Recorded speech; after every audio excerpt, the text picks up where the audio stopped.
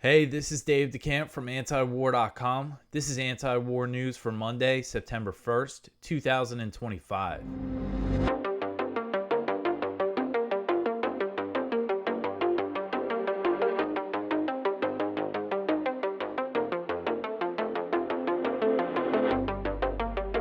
All right, first thing, we are starting a fundraiser at antiwar.com. It is that time of year again for us where we need to ask our readers to pitch in to help us continue this project. The good news is, the exciting news is that we are trying to raise $100,000. That's our goal. And we already have $50,000 in matching funds. So that means we're starting right off the bat with the matching funds so we could probably wrap this thing up relatively quickly so you won't have to hear about it too much. But this is how antiwar.com is able to do. This is how we're able to do what we do, is that we are reliant on our readers for support. This goes directly to funding the website, essentially paying the bills, paying our very small staff that we have, just to keep everything getting by. So if you appreciate antiwar.com, if you appreciate my work, and you have the means, please go to antiwar.com/donate and see the different ways that you could support us, that you could give a donation. And I appreciate every one of our supporters and donors. It really means a lot to me that people are willing to support us so we could carry on this work that we're doing. So again, please go to antiwar.com/donate if you could help us out. All right, so the first story at the top of antiwar.com today, we got a lot of stuff to get through.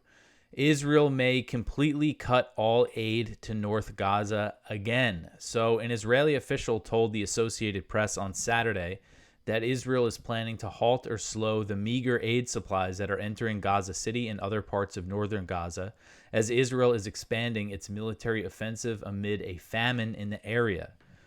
So I wanted to make this the top story because I thought this really kind of went unnoticed over the weekend with all the news that an Israeli official said that we're getting ready to cut off all the aid again to northern Gaza, and amid famine. And, you know, in recent weeks, recent months, the outrage over the starvation in Gaza led Israel to allow slightly more aid into the north, especially because nothing was going in there really at all. But now they're saying that they're going to get ready to cut it again, and this is part of the starvation campaign. The purpose is to drive all the people in Gaza City to the south under the threat of death, either by military action or starvation. And as we covered in the last show, we have both the IPC, which is the UN-backed hunger monitor, and FuseNet, which is the U.S. government-funded hunger monitor, have determined that famine is taking place in the Gaza governorate, which includes Gaza City. And what this Israeli official is saying is that these aid cuts will apply to Gaza City and the areas to the north, in the North Gaza governorate.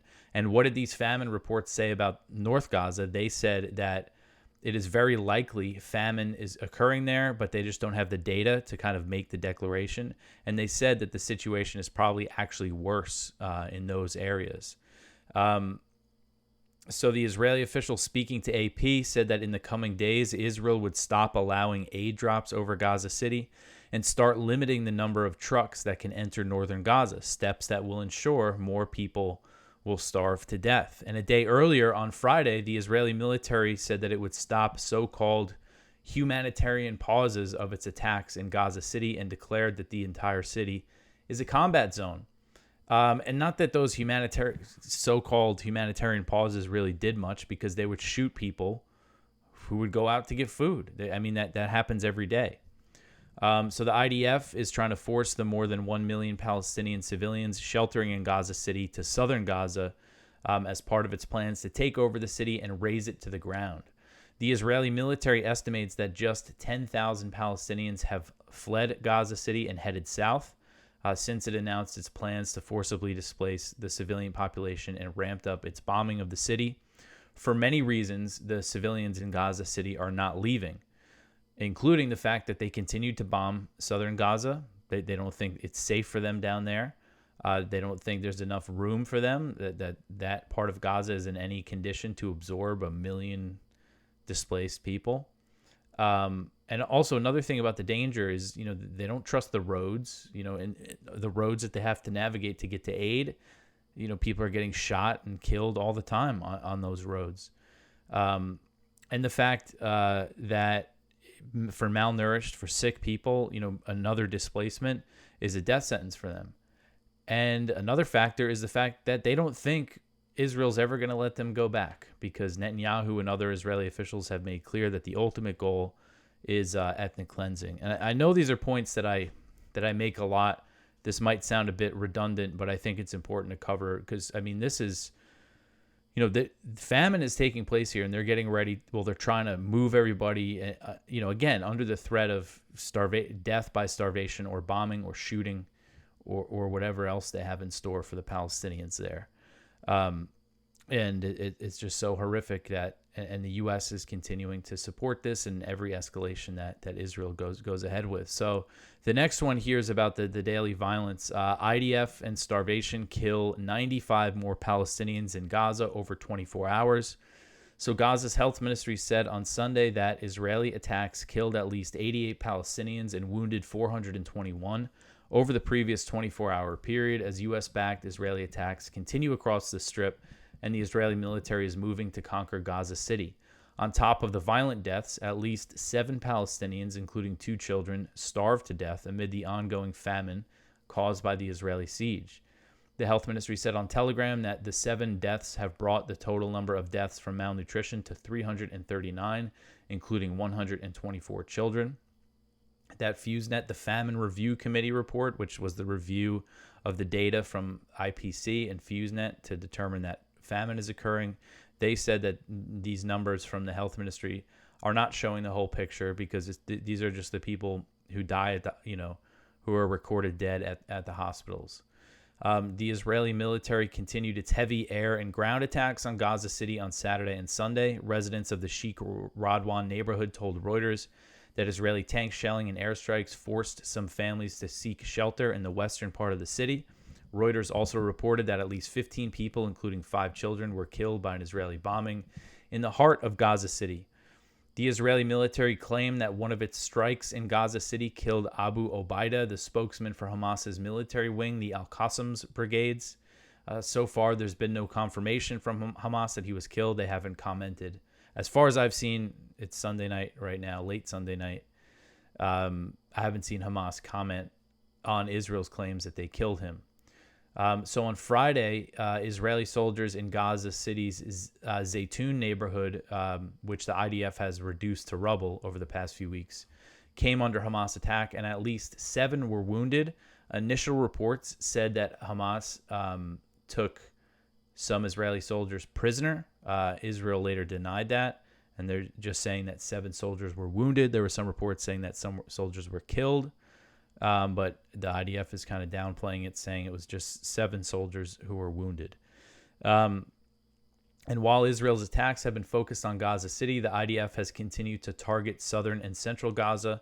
According to Al Jazeera, at least 4 people were killed by Israeli strikes in Deir al-Balah, central Gaza. Again, these are places they're telling the people in Gaza City to go, yet they continue to bomb them.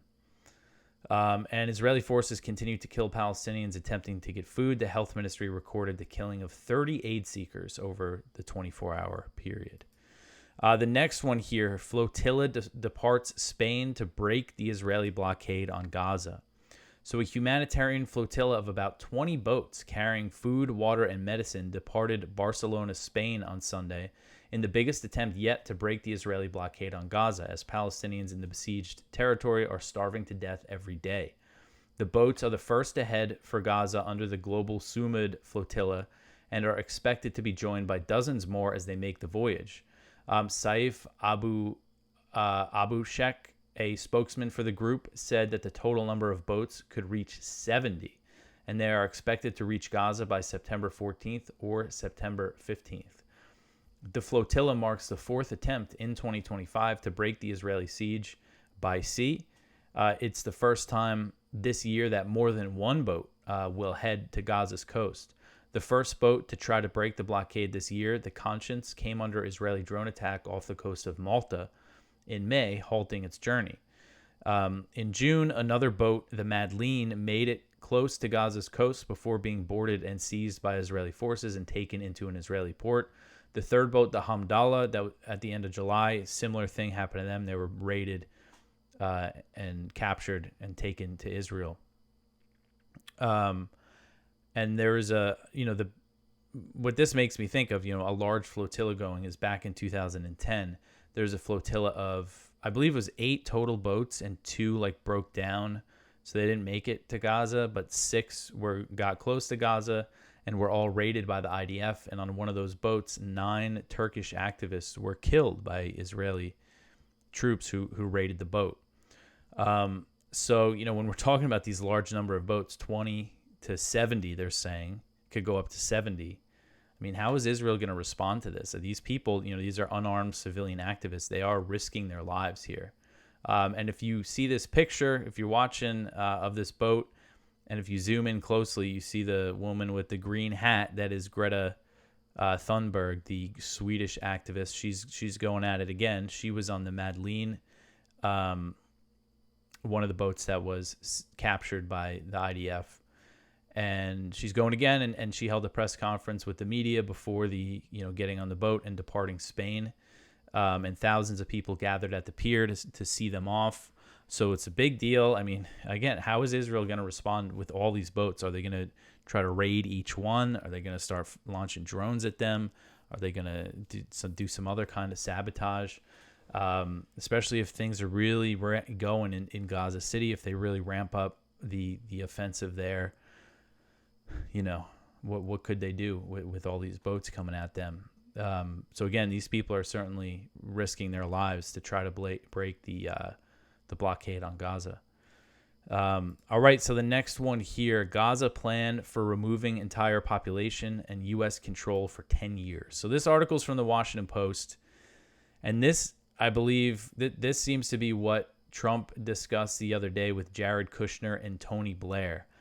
This is a long report, but kind of the essential details here is that this is a post-war plan for Gaza that's circulating within the Trump administration, modeled on President Trump's vow to take over the enclave.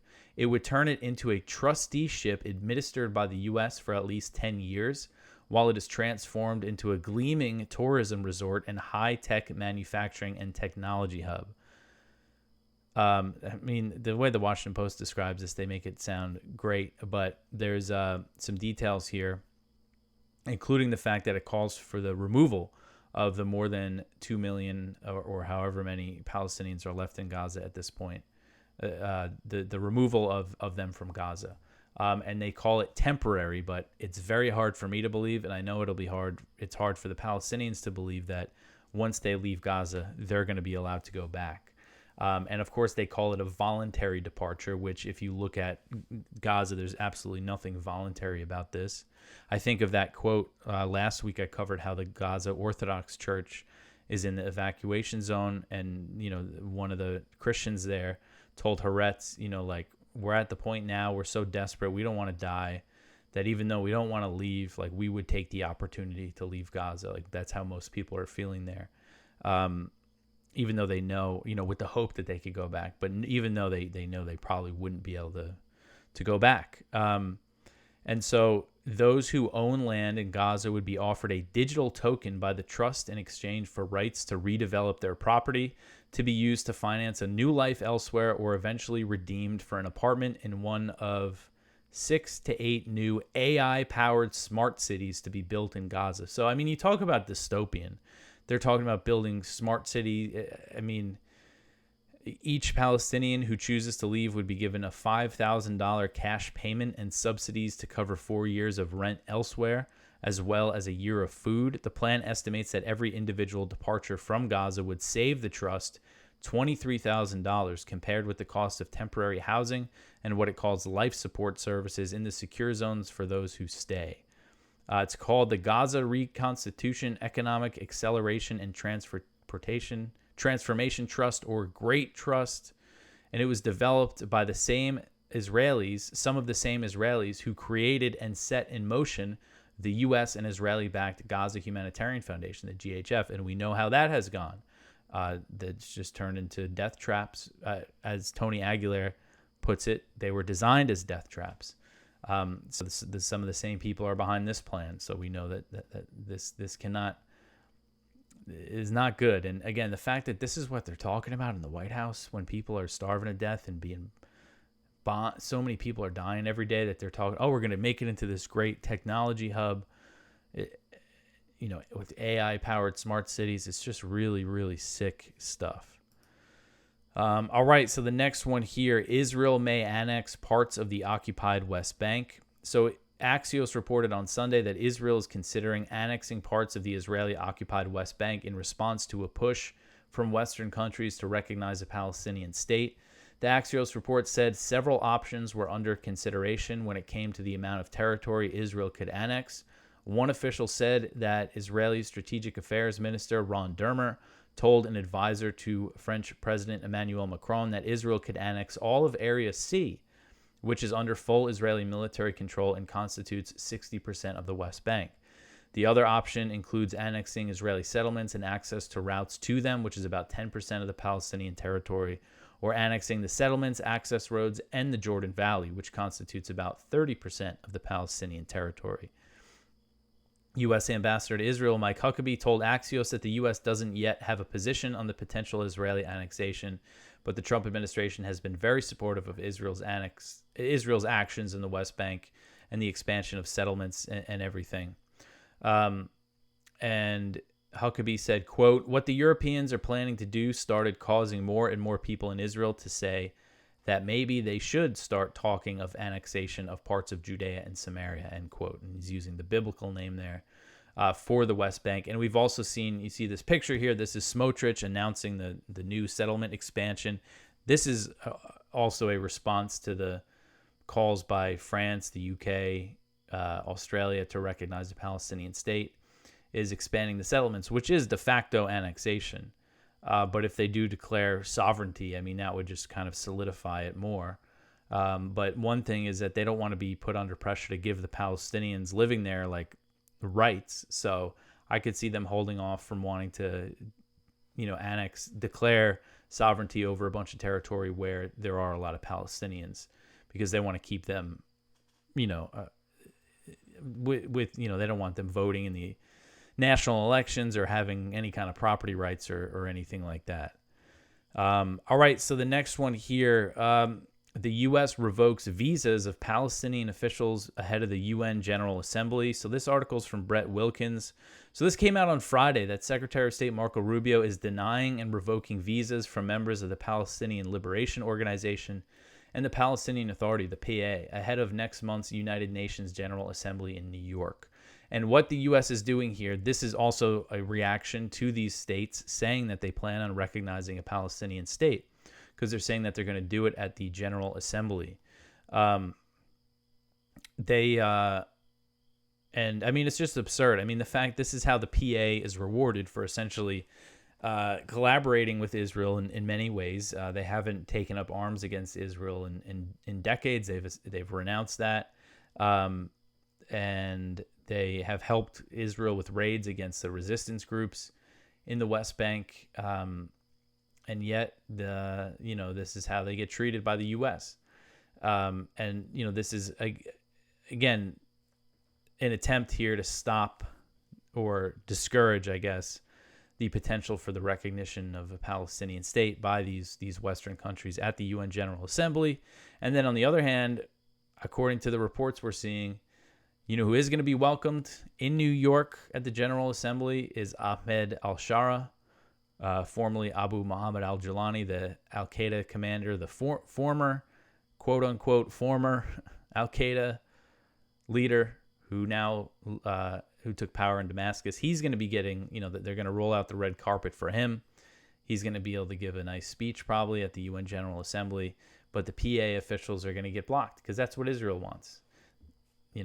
It's just absurd. All right, so the next one here, Israel sees Sykes-Picot borders as meaningless. So this is an article from Middle East Eye. So this is Tom Barrack, something he said last week, and I actually have seen him say this before, but I don't think we gave it much attention, which I think it's worth attention here. So Israel is not interested in adhering to the Middle East's established borders set by the World War I Sykes-Picot Agreement, and has the capacity or the desire to take over Lebanon and Syria, according to U.S. Special Envoy Tom Barrack. Barrack made the assessment in an astonishing and candid interview with online personality Mario Nawfal, which went online late on Thursday. It was just one of many insights that Barrack, who is at the center of U.S. diplomacy in the region, shared. In addition, he said that Syrian President Ahmed al-Shara will not sign the Abraham Accords with Israel, and alluded to deeply strained ties between Egypt and Israel, which he said are no longer talking to each other or cooperating. Barrack is the U.S. ambassador to Turkey, but has become Trump's envoy to the wider Eastern Mediterranean and the Caucasus. A billionaire real estate investor, Barrack, like his boss at the White House, has chafed at the traditional U.S. foreign policy establishment, including its preference for maintaining quiet ties with American establishment media. Instead, he has given shoot-from-the-hip style interviews. So this is what he said here. Quote, "What's going on in Gaza makes the rest of the Arab world totally freaked out. In Israel's minds, these lines that were created by Sykes-Picot are meaningless. They will go where they want, when they want, and then do what they want to protect the Israelis and their borders," end quote. And I've seen him, again, say similar things. He's like, oh, these are just lines, like Israel's not going to be bound by the borders in the region, essentially giving, the justification for Israeli expansion and territorial land grabs that we're seeing in southern Syria, in southern Lebanon, and obviously the West Bank here. So he, and the way he frames it, like I remember he had this whole long post a few months ago saying, oh, the era of the Western powers imposing their will in the Middle East is over. And he kind of feeds into that with what he's saying here. It's like, oh, these are just lines on a map, man. Israel doesn't need to follow them. Again, when essentially what he's doing is justifying Israeli expansion. And we're clearly seeing that happen. All right, so the next one here, Houthi leader vows attacks on Israel will continue. So one thing that happened over the weekend, if you remember the last show, I covered Israeli airstrikes in Yemen. And Israel claimed that they targeted some senior officials. The Houthis initially denied it, but then they later confirmed that the prime minister was killed. So civilian officials were targeted. So big escalation there. And this is the response from the leader. He vowed on Sunday that the campaign against Israel that was launched in support of the Palestinians in Gaza would continue despite the Israeli assassination of the prime minister of the Houthi-led Yemeni government. Abdul Malik al-Houthi said in a speech, quote, "Yemen's position towards the Palestinian people is firm and cannot be reversed. Our people say to the Palestinian people, we are with you and we support you. The military path in targeting the Israeli enemy, whether with missiles, drones, or a naval blockade, is continuous and unwavering," end quote.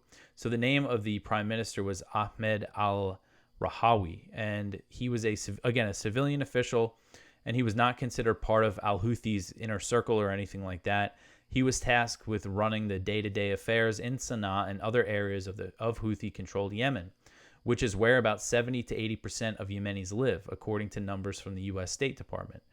The Houthis have been the governing authority, or Ansar Allah is their official name, really their party name.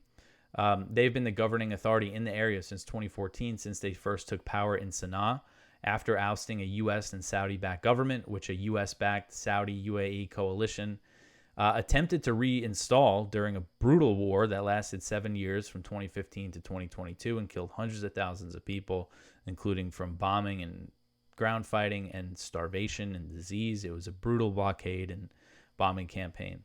And this is context that Israel and its supporters now want you to ignore. Some of the things, the Hasbarists, like the pro-Israel people online, like all deployed the same talking points about this, because obviously there was outrage from people. Oh, they killed the prime minister of Yemen.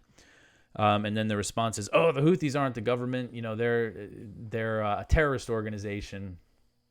But the fact is that they are the government in the area of Yemen where most people live, and they have been for more than 10 years. And they you might see a map, and it'll show the area that the Houthis control, and then you'll see this vast expanse of land to the east. But that's mostly very rural desert to the east there, where they are in North Yemen. It's really Western Yemen is where the majority of the people live. And North and South Yemen used to be two different countries, and the Houthis basically control all of what used to be North Yemen until they merged, I think, in 1990. And again, this context people want to forget. The other talking point is that the Houthis plunged Yemen into famine, just ignoring the fact that there was a war and blockade on the country. They're just blaming the famine, all the starvation deaths that happened in Yemen. They're just blaming it on the Houthis. But anyway, so, as I said in the last show, killing their political leadership is not going to stop them. And they're suggesting things could escalate. They're essentially saying that their attacks on Israel could escalate.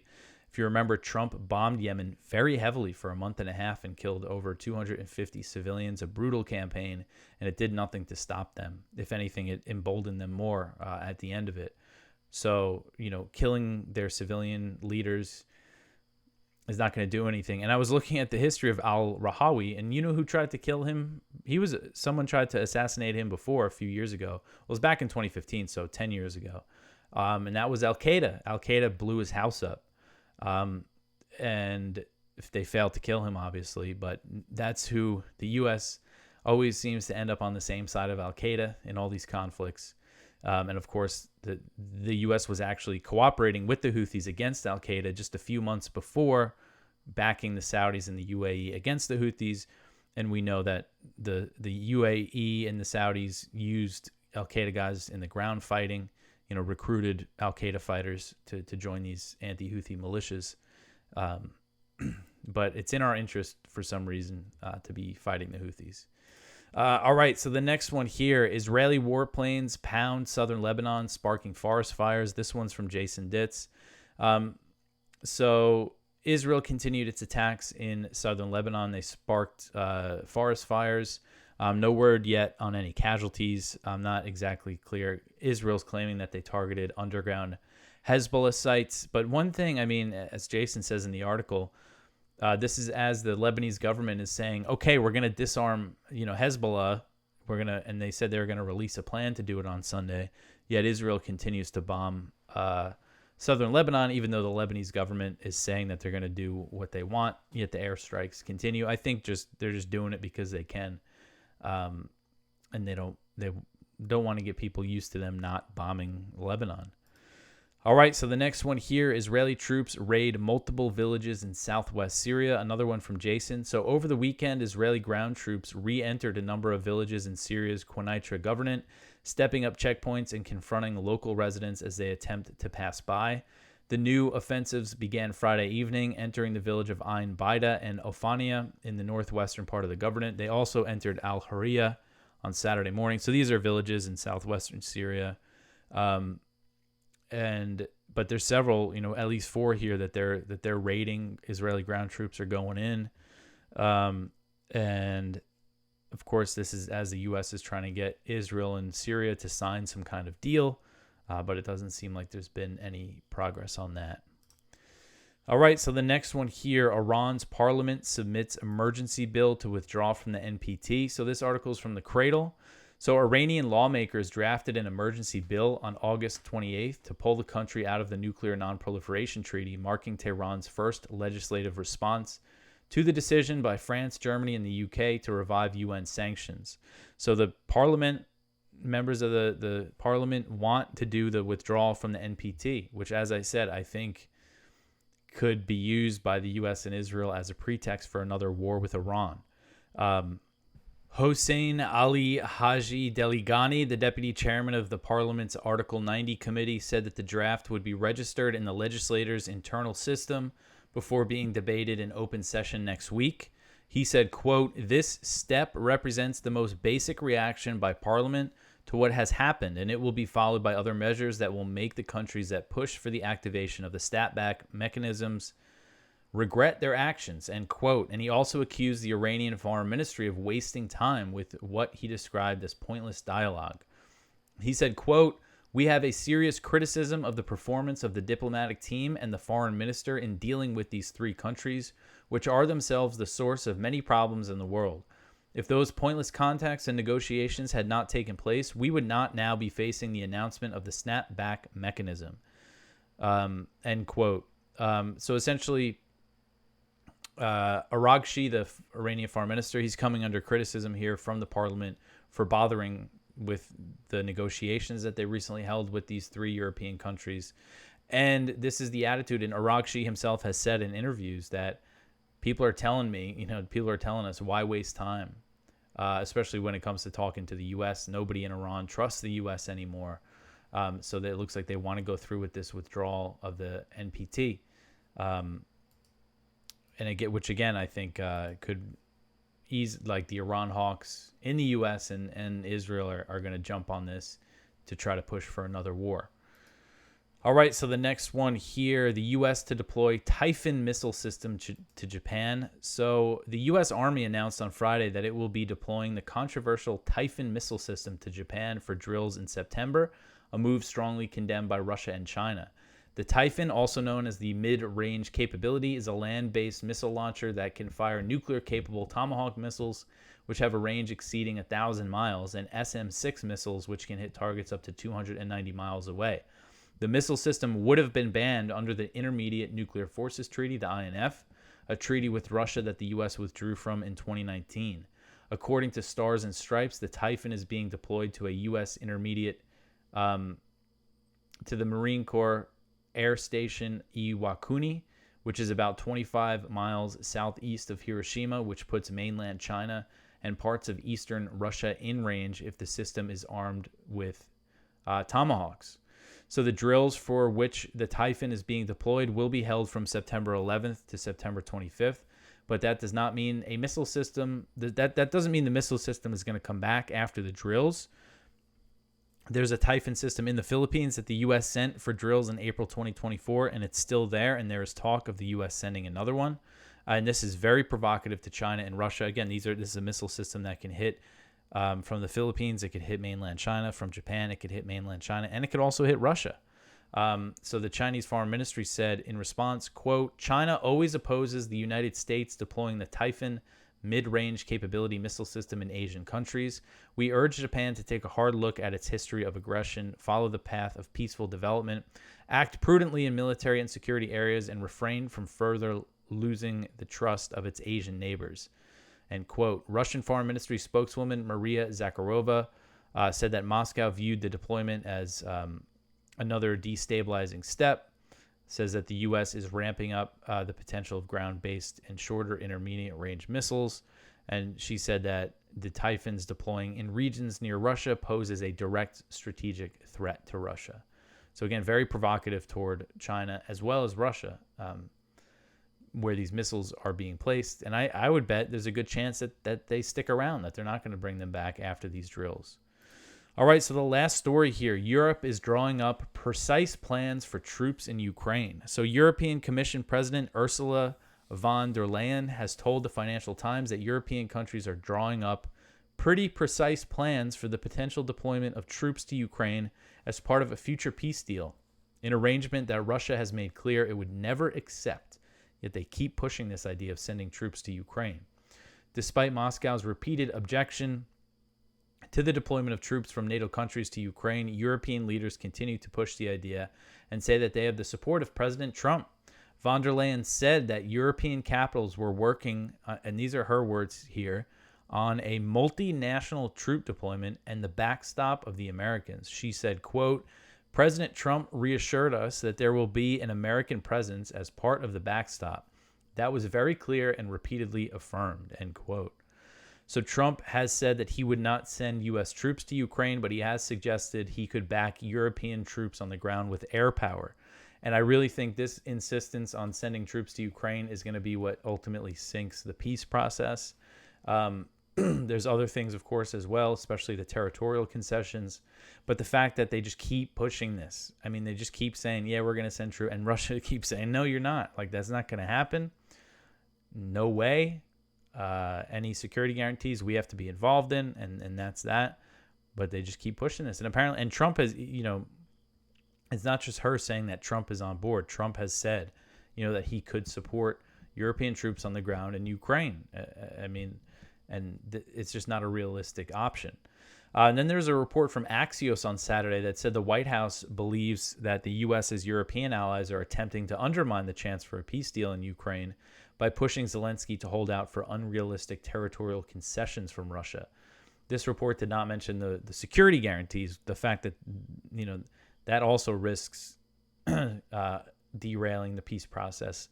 But that's also something that the U.S. seems to be going for as well. And you have Marco Rubio apparently involved in the security guarantee negotiations. It is just not looking good for the prospect of a deal here. All right, so that is it for the news for today. Please go check out our viewpoints, one from Scott Horton and John Weeks. Blitzkrieg blowback, Nazi warlord primed to lead post-war Ukraine.